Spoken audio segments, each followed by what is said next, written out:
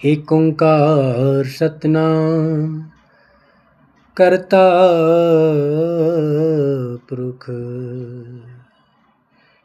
एक समय की बात है, सद्गुरु कबीर जी महाराज को सुन्नत करने के लिए उनके माता पिता ने कुछ मौलवियों को बुलाया और मौलवी ने जब कबीर जी महाराज को सुन्नत के लिए बुलाया तो उस समय कबीर जी महाराज की आयु मात्र 7 साल के थे।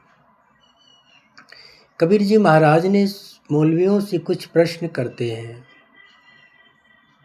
जब सुन्नत करने के लिए कबीर जी को बोला तो कबीर जी ने प्रश्न किया है। वहाँ पर कबीर जी कहते हैं, हिंदू तुर्क कहाँ ते आए, किनी ये राह चलाए।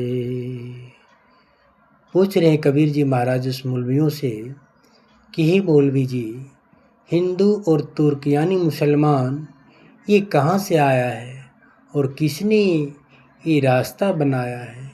हिंदू तुर्क कहाँ ते आई, किने ए राह चलाई, यानी रास्ता किसने बनाया हिंदू और मुसलमान का। दिल में सोच विचार खवा दे, भी सत दो जग की नि पाए। क्या सुन्नत करने से जन्नत में जाता है और क्या नहीं करने से दोजक में जाता है। अपने दिल में विचार कर बता मुझे, क्या सुन्नत कर लेने से आदमी धर्मी हो जाता है, सुन्नत नहीं करने से आदमी अधर्म रहता है। काजी ते कवन कतेव बखानी,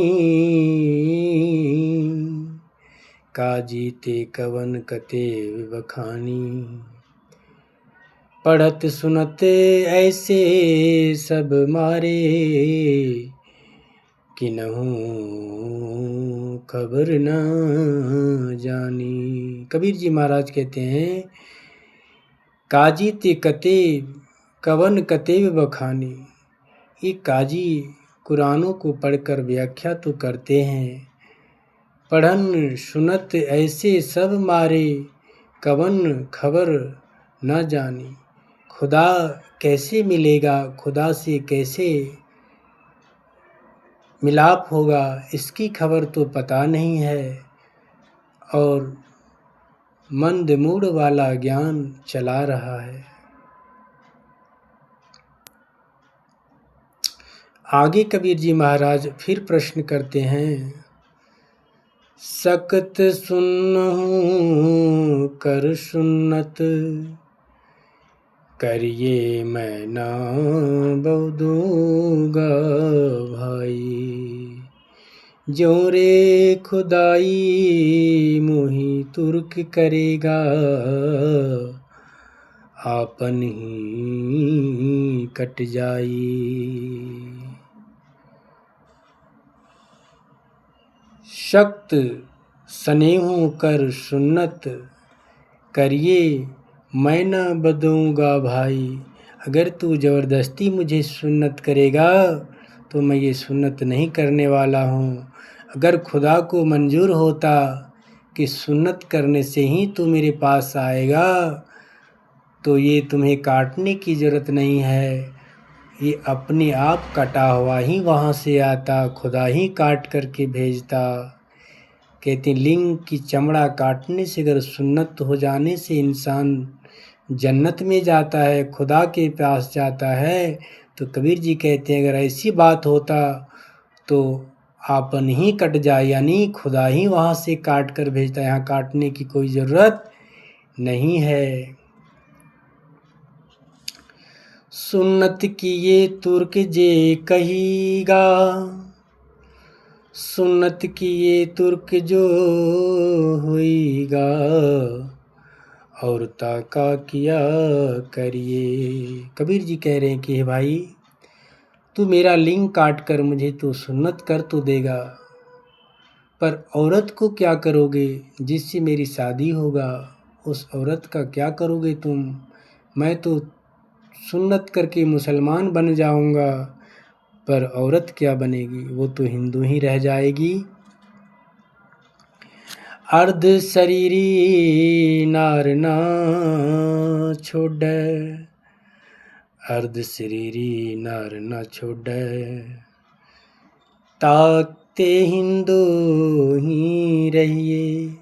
कबीर जी देखिए कितना ही सुंदर प्रश्न किया है कि मैं अगर सुन्नत करके मुसलमान बन जाऊं तो मेरी स्त्री तो हिंदू ही रह गया, तो ये अर्ध धर्म क्यों अपनाऊं, इससे अच्छा तो हिंदू ही रह जाइए, हिंदू ही रहने में भला है।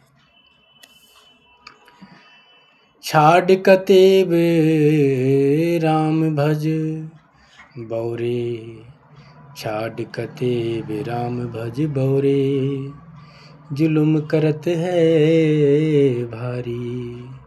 कबीर जी कहते हैं मौलवियों, पाखंडियों को छोड़ दे और राम को भज, उस खुदा की भज, उस खुदा को भज। कबीरे पकड़ी टेक राम की, तुर्क रहे पचिहारी। कबीर जी कहते मैंने तो उस राम की टेक पकड़ा हूँ, तो पीछे क्यों पड़ा हुआ है, तो क्यों जीवन को व्यर्थ गंवा रहा है। तू भी इस व्यर्थ की झमेले को छोड़ और राम की टेक पकड़ हे सजनों। कबीर जी ने आखिर में इशारा किया है, राम की शरण में जाने से ही जीव का कल्याण होता है, और वह राम की युक्ति सद्गुरु के द्वारा हम लोगों को प्राप्त होगा। इसलिए हम सबको चाहिए संत सत्संग और सद्गुरु की शरण में रहकर तन मन धन वार कर गुरु की आज्ञा का पालन करना। गुरु की आज्ञा का पालन करना ही मनुष्य जीवन का परम मनोरथ है। वाहिगुरु जी का खालसा, वाहिगुरु जी की फतेह।